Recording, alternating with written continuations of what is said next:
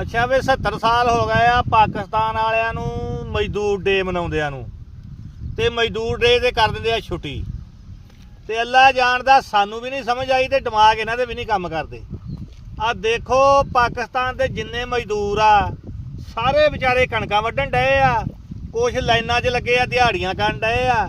ਮਜ਼ਦੂਰ ਜਿਹੜਾ ਮਜ਼ਦੂਰੀ ਕਰਨ ਡਿਆ ਵਾ, ਤੇ ਜਿਨ੍ਹਾਂ ਦੀ 50,000 ਜਾਂ 60 ਜਾਂ ਲੱਖ ਜਾਂ 1.5 ਲੱਖ 2 ਲੱਖ ਤਨਖਾਹ ਵਾ ਜਾਂ ਸਰਕਾਰੀ ਅਦਾਰੇ ਆ, ਉਹ ਏਸੀ ਲਾ ਕੇ ਸੁੱਤੇ ਪਏ ਆ ਤੇ ਮਨਾਉਣ ਮਜ਼ਦੂਰ ਡੇ ਡਏ ਆ। ਅੱਲਾ ਜਾਣਦਾ ਯਾਰ ਕਿੱਥੇ ਨਾ ਹਕੂਮਤਾਂ ਦੇ ਦਿਮਾਗ ਆ ਜਾਂ ਕਿਸੇ ਦੀ ਸੋਚ ਹੀ ਹੈ ਨਹੀਂ। ਆ ਮੈਨੂੰ ਦੱਸਿਓ ਜ਼ਰੂਰ ਵੀ 17 ਸਾਲਾਂ 'ਚ ਮਜ਼ਦੂਰ ਵਾਸਤੇ ਕੀਤਾ ਕਿਸੇ ਨੇ ਕੀ ਆ, ਕੀ ਮਜ਼ਦੂਰ ਨੂੰ ਸਹੂਲਤ ਦਿੱਤੀ ਆ, ਇਹ ਕਾਹਦਾ ਮਜ਼ਦੂਰ ਡੇ ਮਨਾਉਣ ਡਏ ਆ। ਆ ਤੁਹਾਡੇ ਸਾਹਮਣੇ ਮੈਂ ਵੀ ਲੱਗਾ ਹੋਇਆ ਵੇੜੇ ਵੱਟਣ, ਮੇਰੀਆਂ ਕਿਹੜੀਆਂ ਬੱਸਾਂ ਚੱਲਦੀਆਂ, ਮੈਂ ਵੀ ਮਜ਼ਦੂਰ ਹੀ ਆ ਭਾਈ।